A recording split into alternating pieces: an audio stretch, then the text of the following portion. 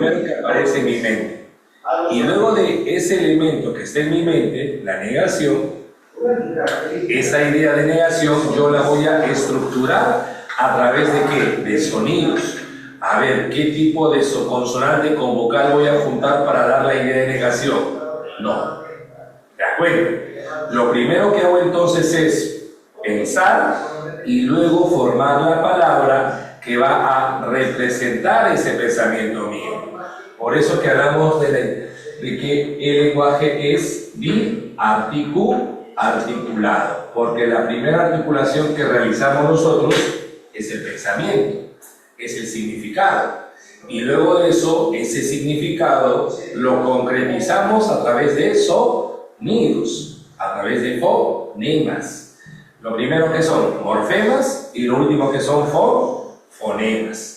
Los fonemas es la representación, es el sonido que está en mi mente, que justamente se va a unir para darle forma a la idea que yo tengo. ¿Correcto, chicos, o no?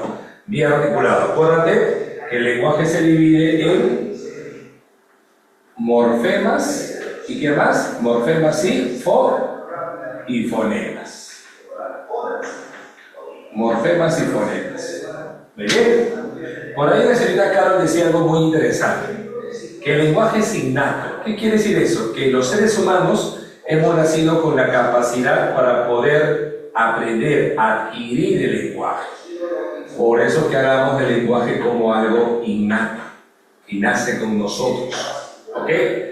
Ahora, profe, si yo empleo vocales y consonantes para expresar mis ideas, yo le pregunto algo, profesor. Yo en mi mente tengo muchísimas ideas, pero solamente tengo 24 fonemas, 24 sonidos.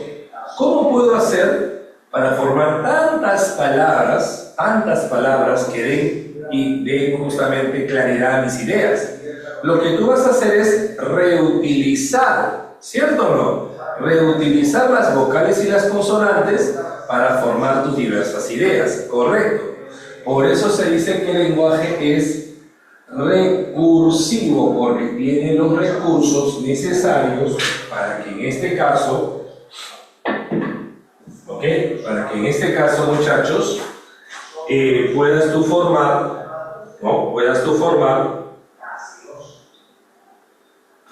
lo que tiene que ver con qué, con lo que es las palabras. Es decir, para que tú puedas formar diversas ideas, tú vas a reutilizar las vocales y las consonantes para que de esa forma tú puedas, digámoslo así, crear diversas palabras. Por eso que la recursividad se asocia con ¿qué? Con el concepto de la llamada productividad del lenguaje, la productividad.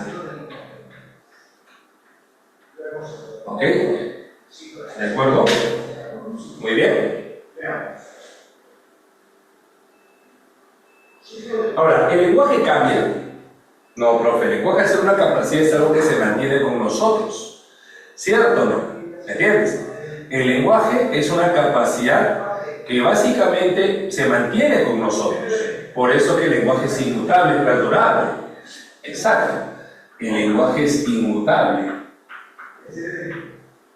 Ahora, el lenguaje también determina o limita lo que es lenguaje y lo que no es lenguaje. Es decir, el lenguaje lo que hace es que a pesar que todos nosotros, por ejemplo, usemos, que a pesar que todos tengamos en este caso, muchachos, diversas lenguas, castellano, inglés, francés, etc., el lenguaje que hace limita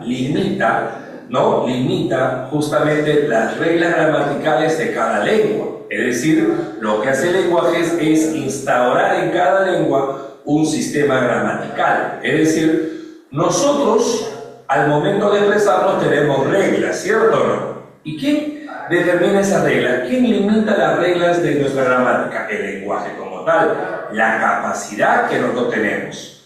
Y esas limitaciones solamente me la pone a mí, no al quechohablante, al que habla en inglés, al que habla en francés.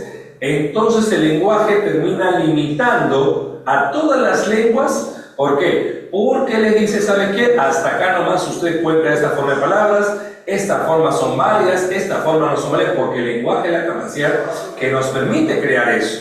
Por eso se dice que el lenguaje es limitante, porque limita las nociones gramaticales. El lenguaje es limitante porque justamente, como se dice, es como la policía, ¿no? Es la que le dice hasta acá nomás es lo correcto, hasta acá nomás es lo adecuado a todas las gramáticas, ¿ok?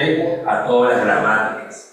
Es la que determina qué es lenguaje y qué no es lenguaje, ¿correcto?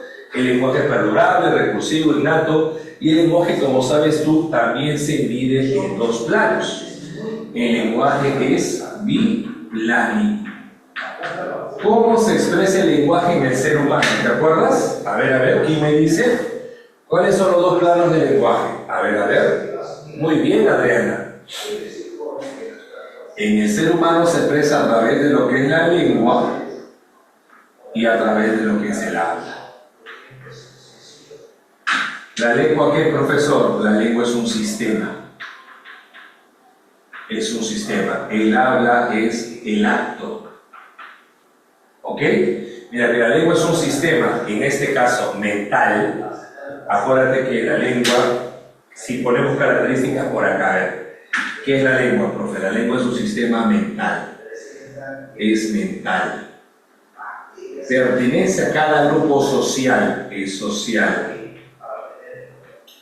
Cambia, pero cambia a través del tiempo. ¿Ok? Es casi fija.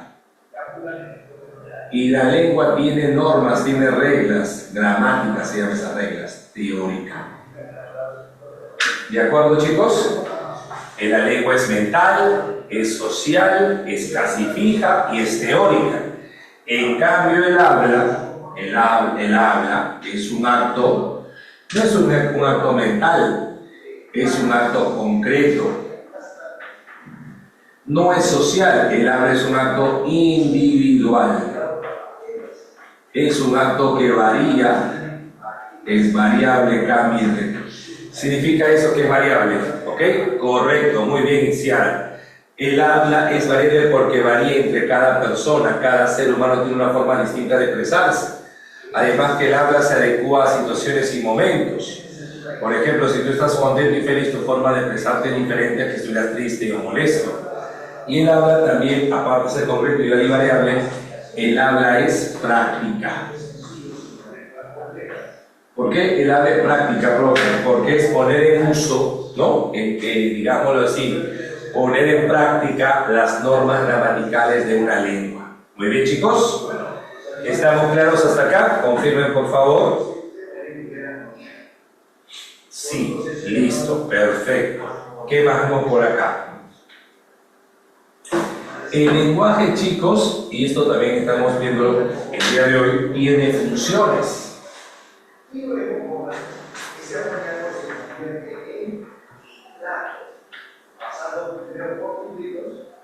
¿Cierto? El lenguaje tiene funciones.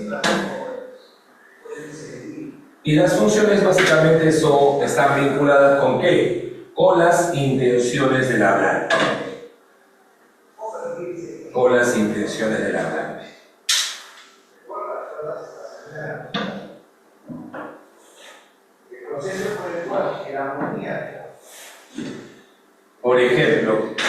Por ejemplo, escuchen por acá. Si en este caso yo doy una información cual sea de la realidad, ¿no? Digo, por ejemplo, hoy es feriado. Ahí está, hoy es feriado. Estamos trabajando, que molesta, no lo detenemos. ¿Qué tipo de función sería esta?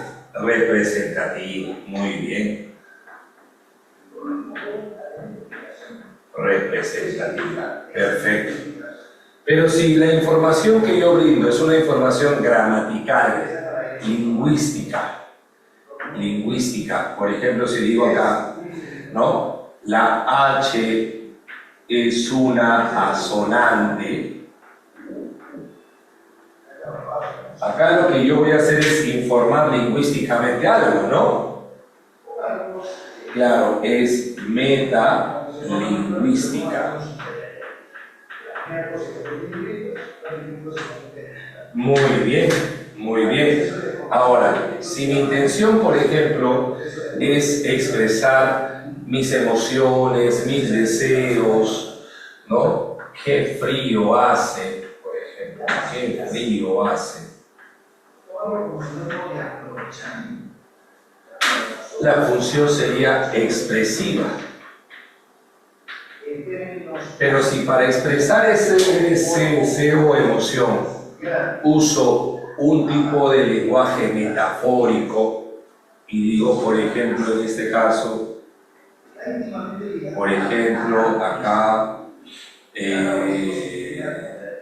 a ver, por ejemplo, digo, eres más helada que la nieve, eres más fría que la nieve, digo, por ejemplo, usando mi hipérbole, ¿no? Si yo estoy usando acá un lenguaje figurado, el tipo de, ahí está, figura se llamaría poética. Poética. Correcto, poética. Muy bien. También tenemos, por ejemplo, chicos, también tenemos en este caso, si mi intención es dar una orden, buscar un tipo de cambio, claro, puede ser en este caso una respuesta físico-verbal, si digo, por ejemplo, siéntate, o si digo, por ejemplo, vendrás. Si busco una orden física o verbal, no, sácame esa garra, ¿qué pasa? No. una respuesta física o verbal, la función se llamaría apelativa. Y si mi intención es hacer una pregunta, pero para saber si el mensaje está llegando correctamente, si te hago esto como, ¿me oyes bien? ¿Me oyes bien? O por ejemplo, inicio un acto comunicativo como por ejemplo, buenos días, adiós, hasta luego. La función se llamaría fática.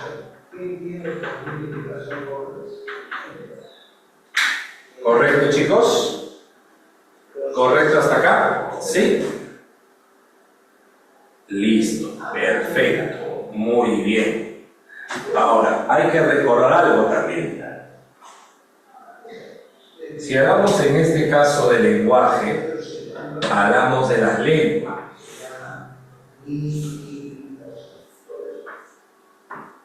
A ver.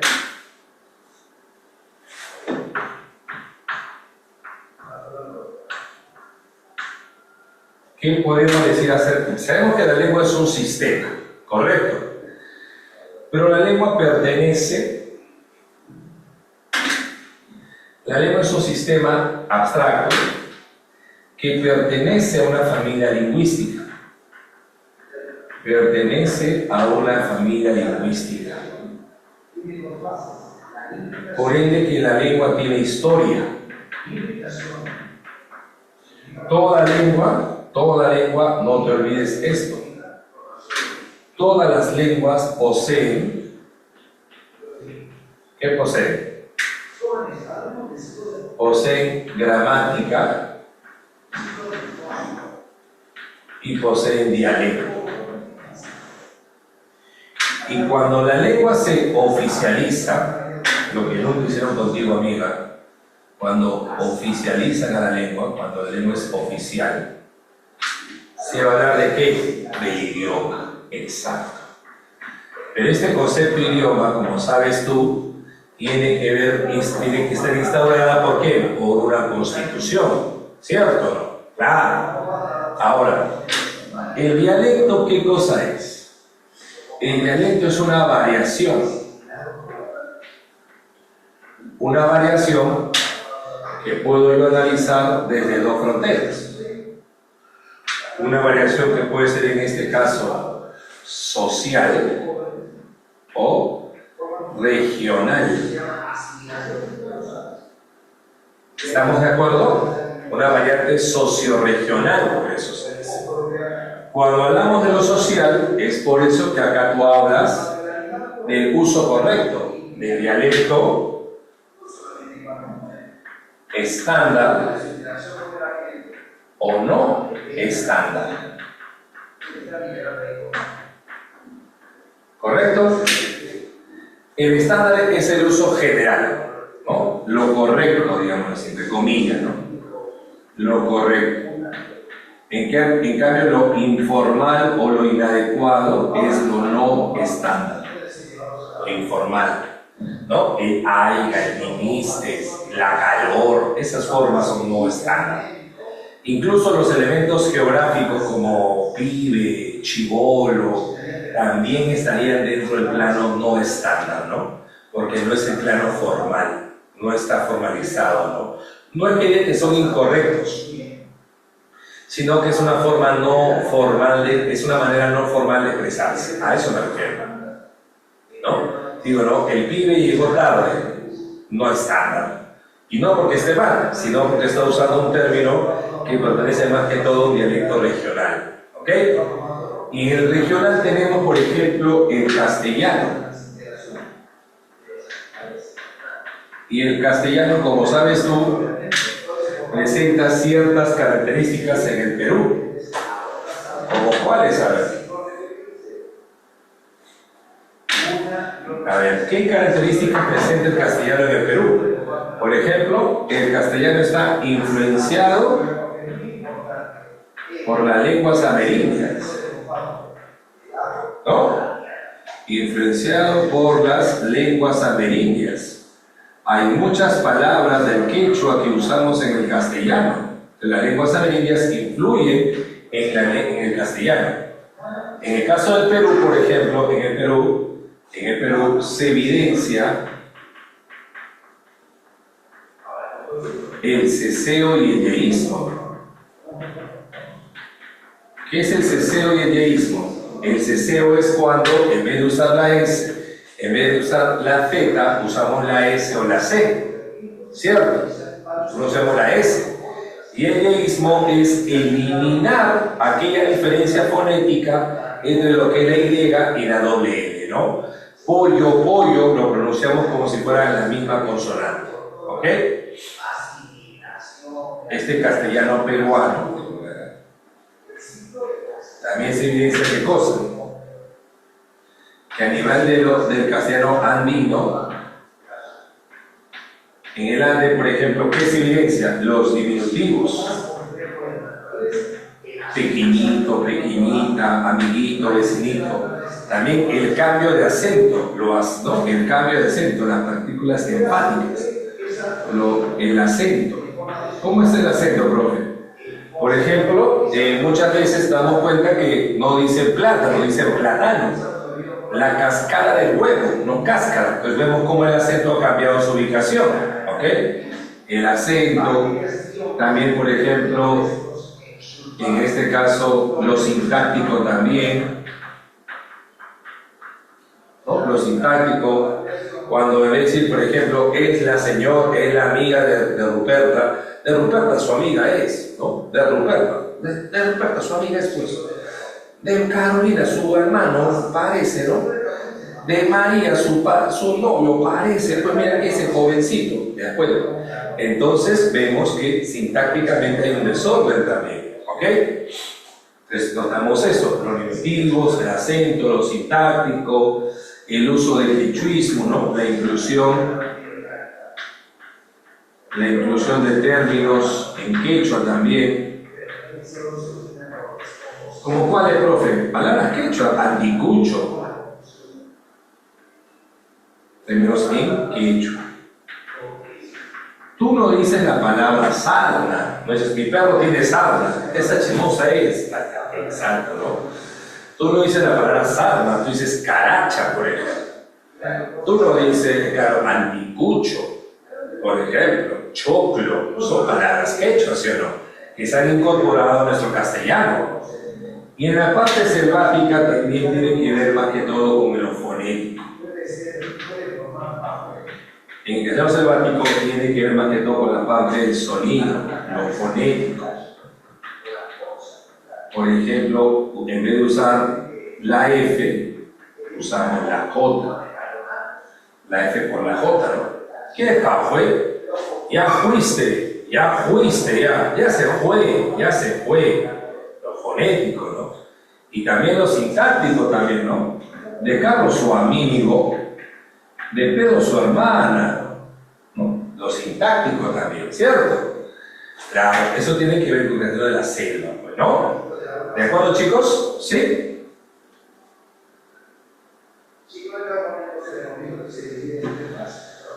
Hasta acá, ¿todo correcto, niños?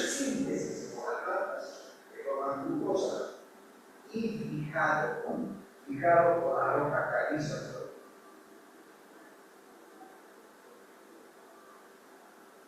En la producción de cerebros, la biosfera. Ya. Ahora, ¿qué más vamos a ver por acá?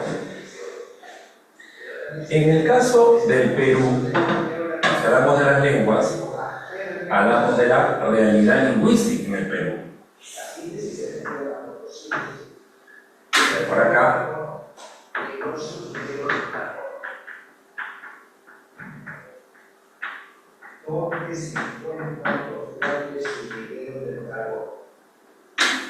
¿Cuántas lenguas tenemos? A ver, tenemos 48 lenguas amerindias, sí, propias del continente americano, 48.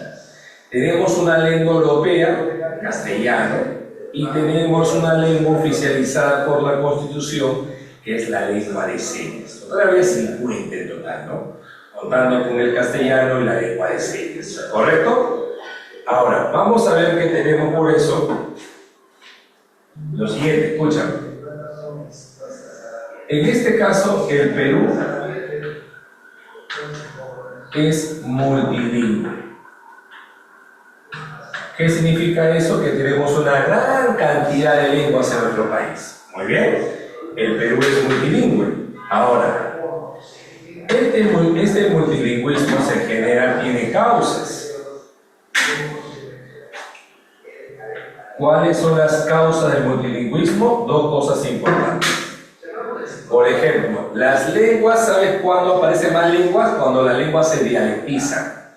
Cuando se dialectizan las lenguas, en este caso, estos dialectos con el paso del tiempo forman nuevas lenguas. En el caso del castellano, el castellano nace a partir de ser un dialecto de latín. Pasó los años y este dialecto se fortaleció como lengua independiente de latín. De las causas es la dialectización.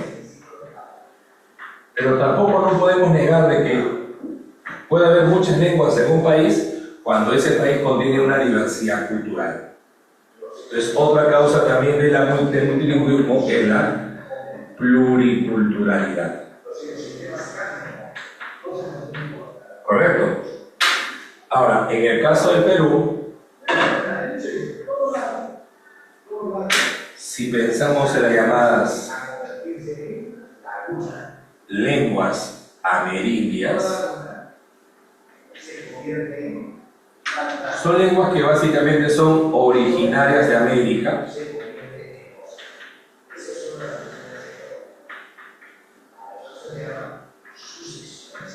Y a diferencia de otras lenguas, son lenguas sin escritura, son ágrafas. Son más de ámbito familiar por eso, ¿ok? En el caso del Perú son 48 lenguas. Dividido en 17 familias lingüísticas.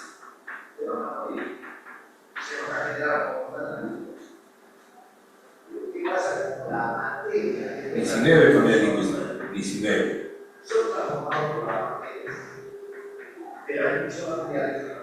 19 familias lingüísticas. Exacto. 2 andinas y 2 amazónicas. Profe, ¿en la costa no hay? No, lamentablemente las lenguas de la costa ya murieron, fenecieron casi todas. Eso más que todo por el proceso de invasión española, ¿no? Vamos a ver que hay 2 andinas y 17 amazónicas. Por eso que se puede afirmar que en la selva existe la mayor complejidad lingüística en la selva. ¿Qué significa? ¿Qué dice mayor complejidad, profesor? Que hay mayor cantidad de lenguas, ¿no? Mayor complejidad.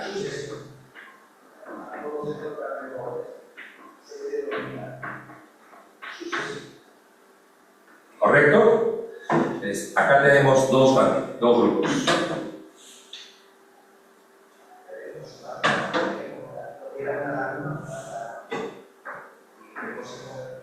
Tenemos, por ejemplo, a las andinas, que solamente son dos familias. La familia quechua y la familia Ani. ¿Correcto? Como saben, la familia quechua es la más hablada. Se divide en el quechua del norte, el quechua del centro y la selva, y el quechua del sur. Este quechua del sur es la que tiene más cantidad de hablantes, el quechua sureño. ¿Ok? Se habla, además del Perú, ¿qué otros países se habla el quechua? Se habla en los países que limitan con el Perú.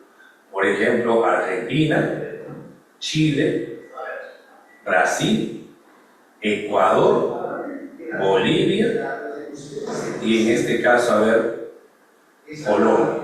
¿Ok? Repito. Abajo, a ver. Bolivia, Chile, Argentina, Brasil, Ecuador y Colombia. Son los países en los que se habla el quechua. ¿De acuerdo? Y la familia Ano también tiene lenguas importantes. La más importante es el aymara. Luego está el jacaro y el cauqui.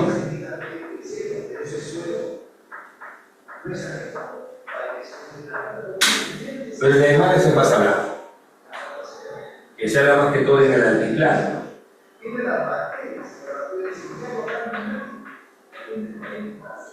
Por ejemplo, ¿qué zona se habla el aymara? Se habla en Puno, Moquegua, Tacna y Arequipa. 3, 4. Puno, Moquegua, Tacna y Arequipa. Y además se habla en Chile y en Argentina también. Sí, también es supranacional. Y el jacaro y el cauqui se habla solamente ¿en dónde? En la zona de Yauyos, en la ciudad de Lima. ¿Correcto? En la zona de Yauyos, en Lima.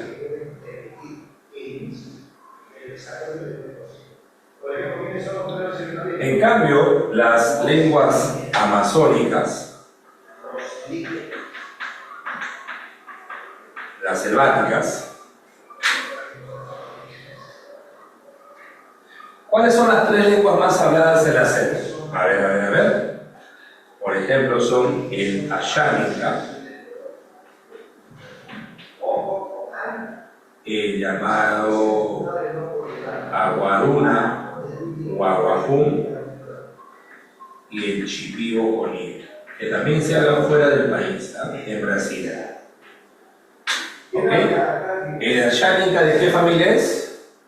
Arawak, ¿no? Jíbaro y pano. Jíbaro es aguaruna y pano es chipío conillo. ¿Correcto? Pero ¿qué lenguas ya se murieron? Porque también hay lenguas extintas. A ver, ¿qué lenguas ya no están entre nosotros? Por ahí, la lengua más conocida, el mochica. Ya se extinguió. El mochica. El puye. El puquina. La lengua llamada cholón. Olmos, ¿ok? La lengua llamada bagua, la lengua llamada sechura. Son lenguas que lamentablemente ya no están entre nosotros. Hay más, ¿no? Hay más lenguas, pero las más conocidas son estas, ¿no? ¿Ok? ¿Estamos hasta acá todo claro, chicos? Confirmen, por favor. ¿Sí? Listo, tómele captura, por favor.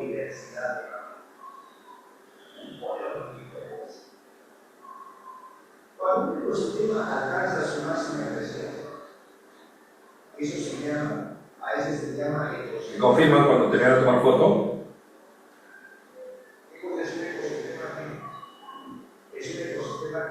alcanzado su máximo.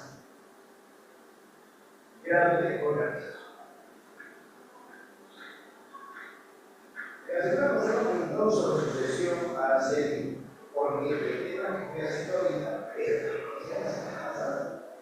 Yo les dije, no voy a correr, porque yo sí quiero correr, porque no lo vas a entender.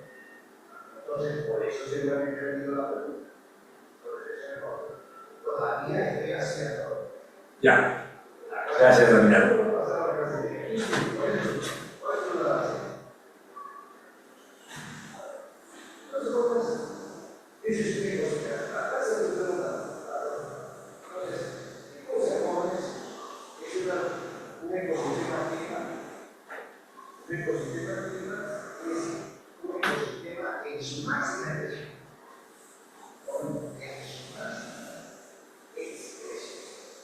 ¿Cuándo se llama sucesión ecológica primaria? Cuando comenzó a formarse en un ambiente abiótico, donde no había sistema. Como fue transformarse a la convertirse en un ecosistema. ¿Qué pasó? ¿Qué pasó? Oye, cuidado, agua. Agua, está pasando, ¿verdad? ¿Qué pasó? Agua.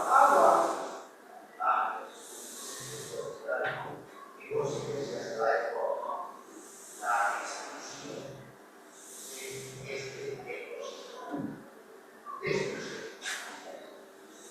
Pero cuando se destruye el ecosistema, habría lo que es la destrucción ha sido total. Si la destrucción ha sido total, eso quiere decir que ese lugar se formarán nuevos ecosistemas. Pero hablaré de una presión ecológica primaria otra vez, porque ha sido destruido de verdad. Pero si su destrucción ha sido parcial, entonces el ecosistema se recupera. Así habiendo nuevamente otra solución, no cambios. Entonces, nuevamente, se inicia una solución ecológica del ecosistema este. En este caso, por ejemplo, vamos de un ecosistema de sentido.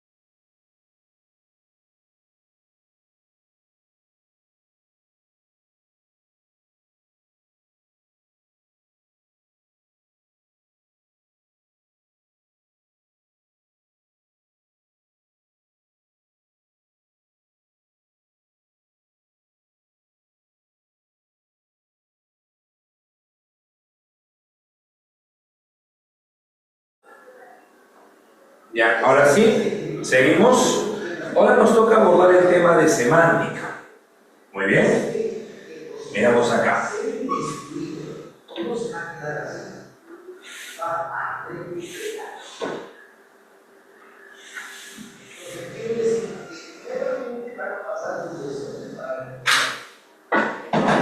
¿Correcto?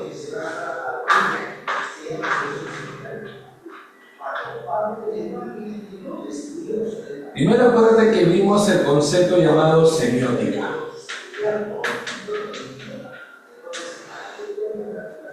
Y cuando hablamos de semiótica, hablamos de qué? Del signo. ¿No? Como sabes tú, el signo se divide en 3 tipos. A ver. ¿Cuáles son los 3 tipos de signos que existen? A ver, muchachos, ayúdenme por acá. Si el signo es un elemento que representa una imagen real, se conoce como ícono. Si permite especular, indicio. Y si es cultural, símbolo. Por ejemplo, un ícono es un tipo de signo que representa una imagen tal cual se evidencia. Una foto, una estatua. Un indicio es un tipo de signo que permite especular algo que ha sucedido o está por suceder. Por ejemplo, la fiebre, por ejemplo, los síntomas. Y un símbolo sería un tipo de signo más cultural. Por ejemplo, los colores. Los colores, por ejemplo, una cruz, una bandera. Muy bien, eso sería un tipo de signo. ¿Correcto, chicos? Muy bien. Ahora, ¿qué más podemos ver por acá? Luego, cuando hemos estudiado al signo lingüístico, hablamos también de lo que es la semántica. La semántica, ¿qué va a estudiar? La semántica va a estudiar lo que llamamos el significado.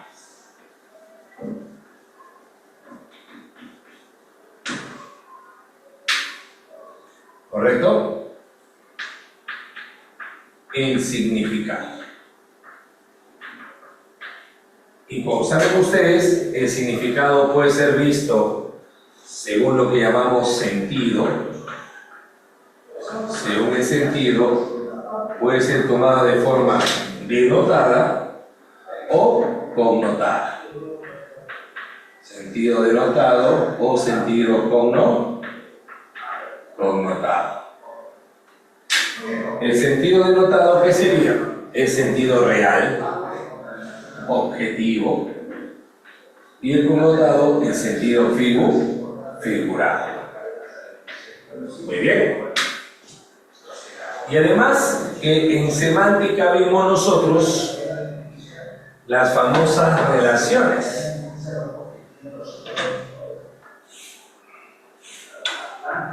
A ver.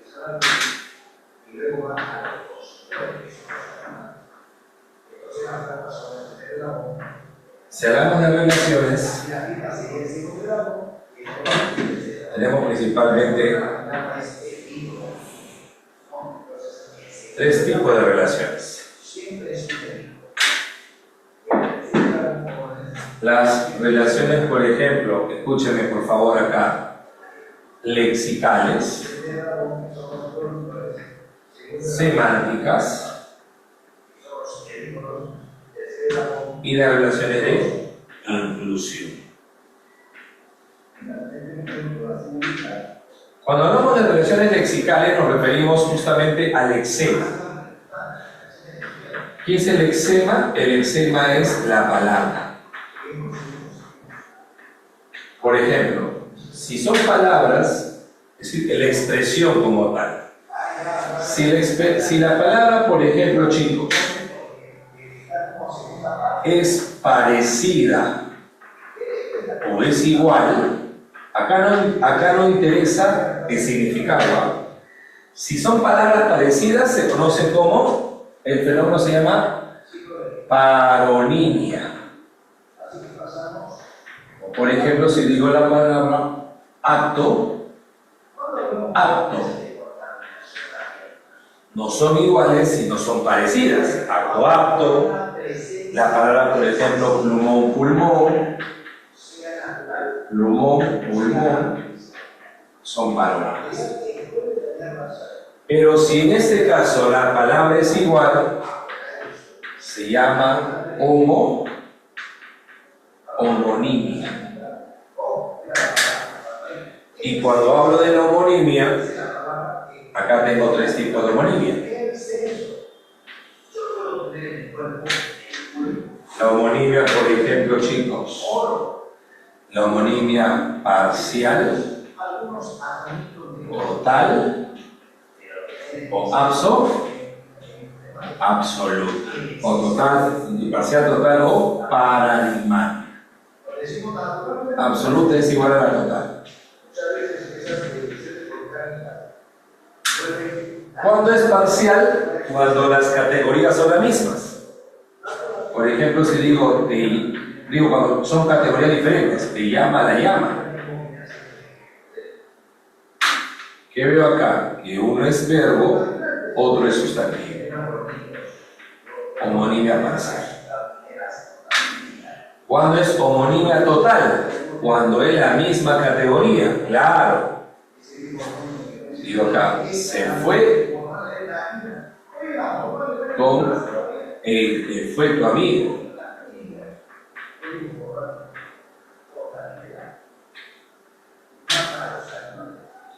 Fue y fue, ambos son verbos. La diferencia es que este es un verbo ir y este verbo ser, pero ambos son verbos, ¿cierto o no? En cambio, la homonimia paradigmática también ambos son verbos, pero la diferencia es que acá los verbos son iguales. No lo distingue sujeto, lo distingue significado. Dice algo. ¿No ven que uno es verbo y otro es verbo ser? En cambio, donde lo diferencia el sujeto, podría ser acá en la paradigmática. Acá lo diferencia el sujeto. Ahí sí podría hablar de eso, ¿no? Por ejemplo, yo leía cuentos y ella leía novelas. Acá el verbo es el mismo, el significado es el mismo, pero ¿qué nos diferencia? Nos diferencia el sujeto. El sujeto. Primera persona, tercera persona. ¿Correcto? Exacto. En las relaciones semánticas, yo me baso en el significado.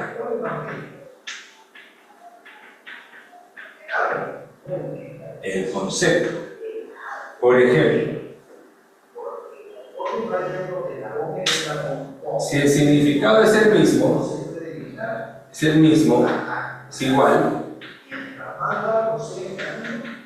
¿cómo se va a llamar ese fenómeno? Sinonimia. Palabras que tienen igual significado. Si el significado es opuesto,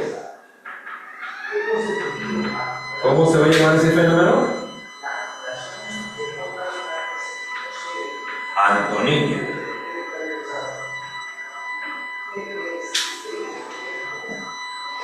Y la antonimia se divide en dos tipos. La antonimia gramatical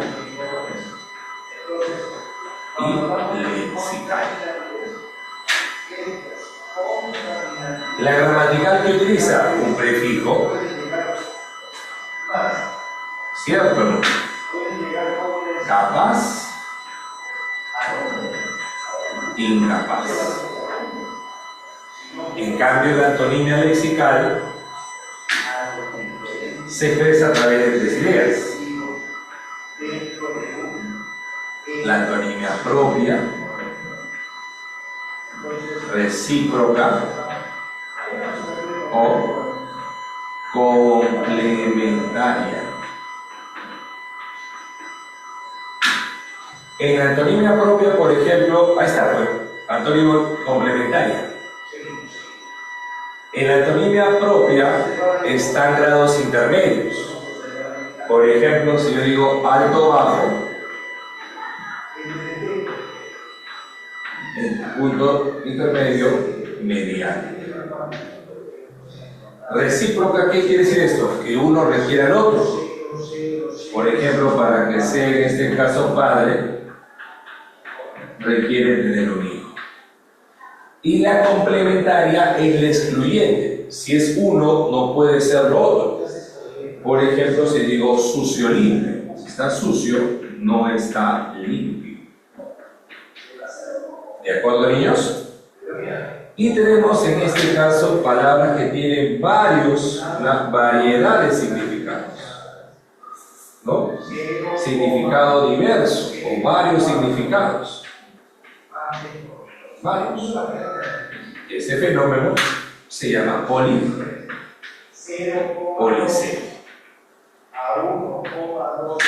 Palabras que tienen varios significados, pero siempre acuérdate, manteniendo un rasgo en común. Siempre hay un rasgo en común.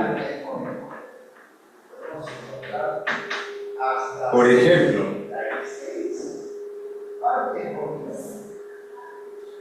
palabras polisémicas. Si digo la palabra, por ejemplo, columna. ¿Qué rasgo en común hay la columna vertebral con la columna de la casa? Que mantiene justamente el soporte. La hoja, la imagen plana, mano, sin unidades. La palabra, por ejemplo, ola, por la intensidad, una ola de contacto, una ola de calor. O la palabra, por ejemplo, capital como elemento más importante. ¿Ok? Siempre la polisemia, acuérdate que mantiene un rasgo en común, algo que lo vuelva similar. Y para hablar de relación e inclusión, hablamos básicamente por dos cosas. Por lo que es su estructura y por lo que es su llamado campo semántico.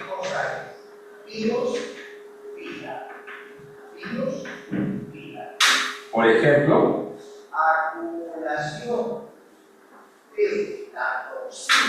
si digo acá la palabra fruta, ¿qué palabras pertenecen al mismo campo semántico de fruta? Pera, uva. A ver, ¿qué relación se establecería? De fruta a uva, como es de lo genérico a lo específico, como el concepto fruta incluye el concepto uva, hiperonimia. Y como el concepto pera,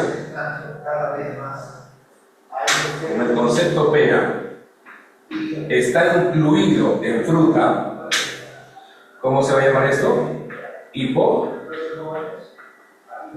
Hiponimia. ¿Y qué sería en este caso pera y uva? Colponimia. ¿De acuerdo? Ahora, a nivel de la estructura, por ejemplo, si digo la palabra auto, timón. El auto es un todo y el timón es una parte.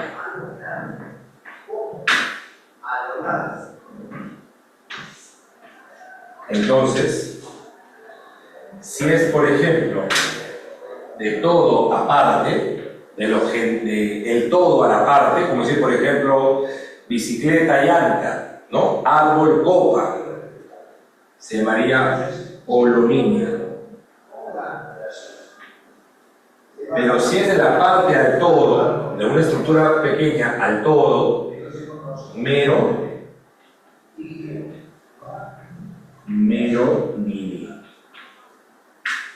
¿Correcto, chicos? Hasta ese punto, ¿se ha entendido el tema, niños? Hemos hecho un resumen del tema como tal.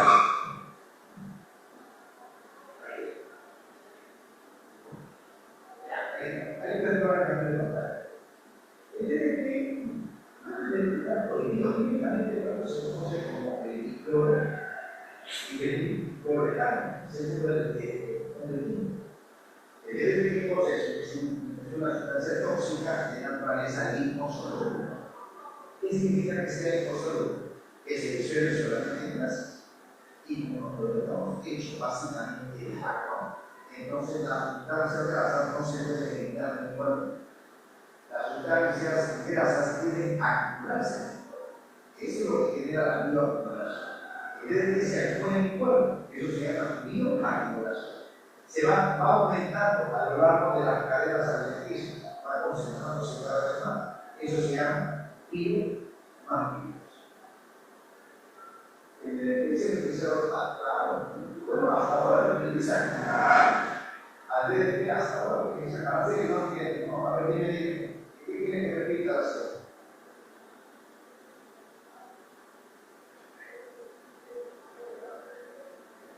¿Qué quieren que repita eso? Antes de pasar.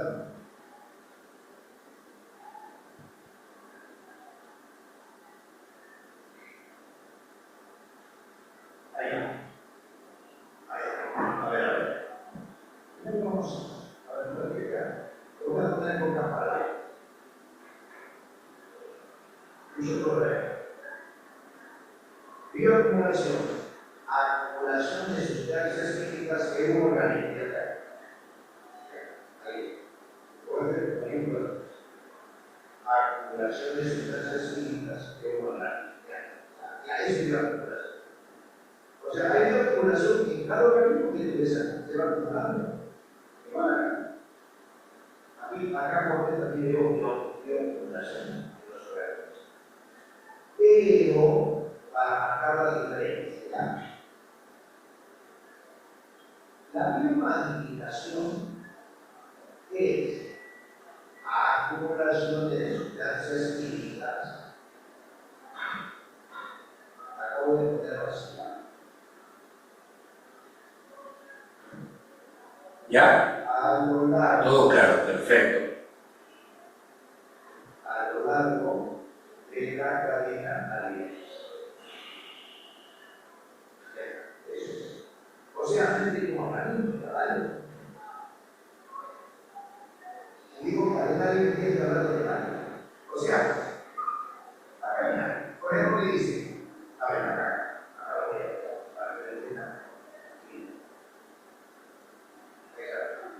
por ejemplo, si me dice, empecemos acá,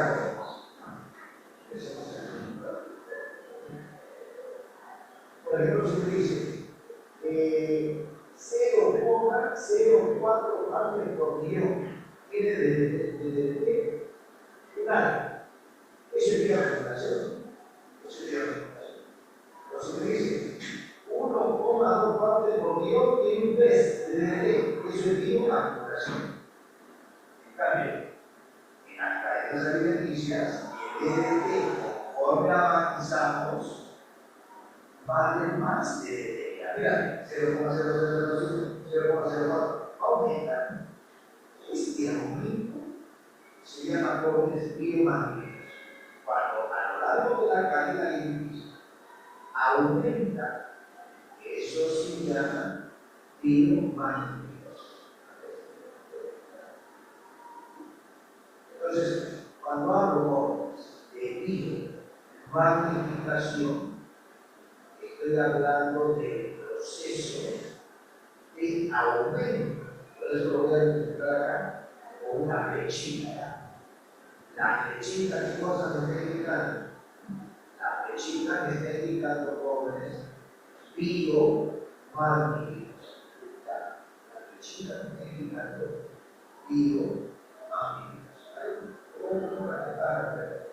¿Entendió ahora sí? Ahí. La acumulación carnal de la cadena alimenticia se llama bioacumulación. La acumulación de cada organismo se llama bioacumulación. Bien, vamos a ver. Entonces la biodiversidad. Bio significa biodiversidad. Diversidad de seres. Diversidad de seres.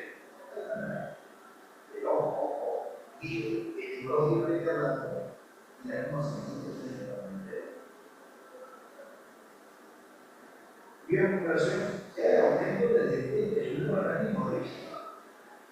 O sea, un organismo se va alimentando mientras más, más consumo, más acumulación de energía va a tener. La bioacumulación se puede dar en nosotros también. Comemos pescado contaminado, acumulamos toxinas. Mañana vuelvo a comer en el mismo lugar, psicoacumulan, eso se llama bioacumulación, porque yo lo estoy acumulando. Pero si yo lo veo en una cadena alimenticia, si yo evalúo a la especie A tiene tanto, la especie B tiene más, la especie C, la cadena, consumidor, primario, secundario, o me avanzo en la cadena, hay más acumulación. Eso se llama bioacumulación a lo largo de las cadenas. Ok, muy bien. Ahora hablamos de la biodiversidad. Biodiversidad, diversidad de los seres. Pero ojo, biodiversidad, ¿no? Diversidad de los seres. No son seres vivos, sino también biodiversidad implica diversidad de genes y de ecosistemas. O sea, no solamente se refiere a que haya tipos diferentes, sino que se refiere a que los genes son muy diferentes y los ecosistemas son muy diferentes. Ya, vamos a resolver por favor unos minutitos. Ok, resolvamos por favor, chicos. Dentro de los cinco, Ya tomaron captura, ¿no? Listo. mega diversidad. Jóvenes, biodiversidad significa que es muy. Ya, vamos a ver la clave, por favor. Ahora sí. A ver, todos conmigo, por favor, ¿ya? En la pregunta 1 dice una característica que se vincula con ¿qué? Con la creación de infinidad de palabras a partir de recursos limitados. Eso habíamos dicho en la primera pizarra que se vinculaba con el concepto llamado recursividad, ¿correcto? Uno sería enano. El lenguaje es una facultad humana, ¿cierto? El lenguaje incluye tanto el habla como la escritura, correcto, la expresión oral y escrita. El lenguaje es variable, no, es permanente, es perdurable, falso. Variable es el habla. El lenguaje tiene una estructura compleja y sistemática, claro, su sistema, ¿no? ¿Verdad? 2 sería dado, muy bien. Si tú te das cuenta, en la pregunta 3 notamos cómo palabras que han cambiado del latín al castellano, eso demuestra que la lengua es más o menos fija o variable. 3 dados, correcto, 3 dados. En la pregunta 4 dice, el fenómeno del cambio lingüístico ha estado presente a lo largo de la historia de las lenguas. Este cambio se observa en los diferentes dialectos y formas de lenguaje que surgen según el contexto social y geográfico en el que sale una lengua. Claro, cada lengua tiene diversos dialectos, ¿ok? La lingüística moderna no emite juicio de valor sobre si una variedad es mejor que otra, claro. No sabemos si un dialecto es mejor que otro, no se emite ese juicio de valor, no se opina sobre eso, sino que netamente la lingüística se encarga de describir los cambios y variantes. Por ello, es correcto decir, a ver, los dialectos sociales son considerados inferiores, falso, ¿no? Porque la lingüística no se encarga de decir qué es inferior o superior. El habla culta es la única variedad, falso. La lengua permite una comunicación efectiva de estándar, no, todo tipo de variedad permite una comunicación efectiva. Los dialectos rurales son siempre más conservadores que, no, para nada, ¿no? Y una lengua natural es una lengua propia, evoluciona independientemente de lo claro. La lengua va a ir cambiando sin importarle los juicios de normas o reglas, es decir, para que una lengua cambie no se sujeta a las normas gramaticales. ¿Saben quién determina el cambio de la lengua? La misma sociedad, el mismo hablante, el mismo uso. 4 besos. Pregunta 5, ¿qué marcaste? Casa, ¿no? Claro, imagina un mundo apelativa, donde cobran vida poética, todo está más rápido y eficiente, repetitiva, estamos creando el futuro contigo expresivo. 5 casas. En la pregunta 6, si relacionamos con la canción, mira, me entregó el vino porque el mundo no puedo cambiar. Si digo no puedo cambiar sería expresiva. Soy el remedio sin receta y tu amor mi enfermedad. Eso es poética, ¿no? poética, 3b. Estoy vencido por no, esta vez el dolor va a terminar, representativa. Y tendrías que aprender a pedir perdón, apelativa, ¿no? Dado. Pregunta número 7. A ver, en muchos países el dialecto estándar es la variedad utilizada en el ámbito educativo, los medios de comunicación y las instituciones. Aunque existen dialectos regionales que pueden dar una gran cantidad de hablantes, el estándar, escuchen, esta primera, sigue siendo la norma de estos contextos formales. Es decir, a pesar de que existen muchas variedades, el estándar es el que permite la unidad comunicativa. Por eso justamente sería que en contextos formales el estándar es el que permite la comunicación eficiente. 7K. 8. Claro, en la región sur, el Aymara. En cambio, en zonas sal de Lima, como Yauyos, la ciudad de Tupe, Jacaro, Cauqui, ¿no? ¿Ok? Perfecto, dado. 8 dado. 9. Algunas lenguas amazónicas son supranacionales. Claro, que las yánicas salen en Brasil, ¿verdad? La mayoría de lenguas se ven afectadas, correcto, influenciadas porque el español desplaza a las lenguas amerindias. Las lenguas que se ven en primera decisión, es verdad, es cierto. Loreto es uno de los departamentos más grandes y por ende donde hay mayor cantidad de lenguas. Y falso, ¿no? Sí hay lenguas amazónicas que se hablan en Lima, ¿no? Incluso hay comunidades, comunidad chipío, comunidades aguarunas en Lima. 9 eso. Una lengua amazónica y supranacional, el ayánica y el ticuna que se hablan en Perú y en Brasil. 10 dado. A ver, ¿qué ideas son falsas? Dice acá, el castellano peruano se caracteriza por el uso de diminutivos, claro, el uso diminutivo, ¿verdad?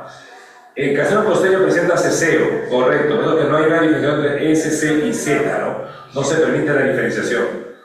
No existen interferencias de lenguas indígenas en la sintaxis y en el léxico. Eso es falso, ¿no? En las lenguas amazónicas también hay interferencias, hay palabras de la yánica o de guaruna que se van a usar, ¿no? Dentro de lo que es el castellano amazónico. Incluso hasta la forma, la sintaxis del castellano amazónico está muy influenciada por la yánica.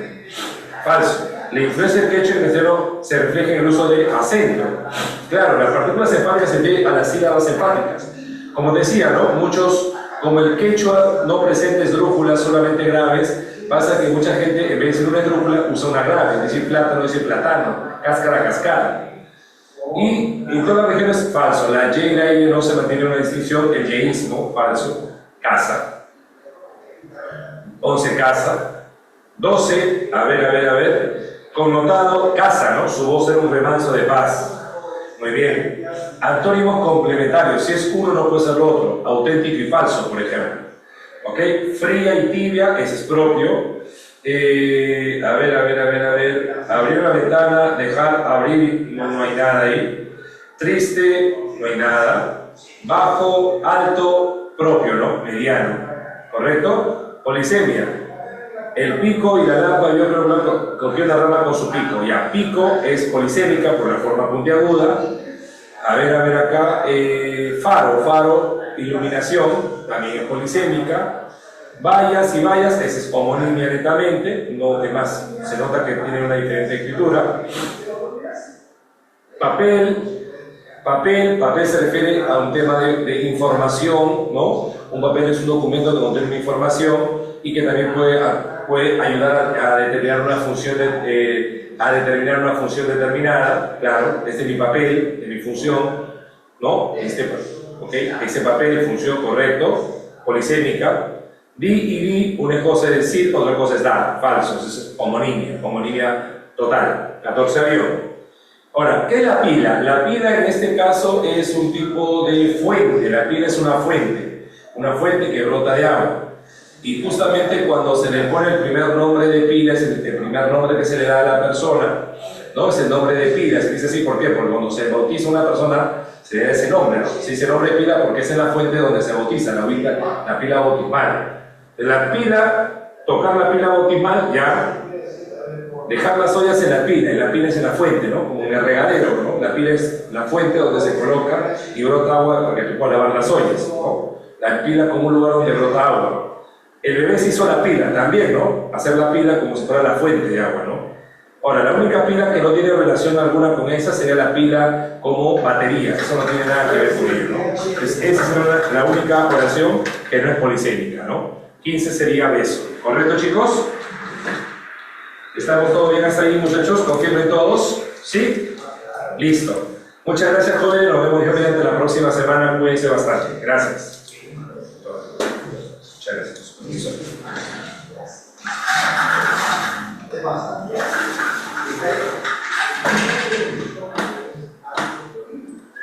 Chicos, chicas, encuesta, antes que se vayan, encuestas, chicos, chicas, chiques.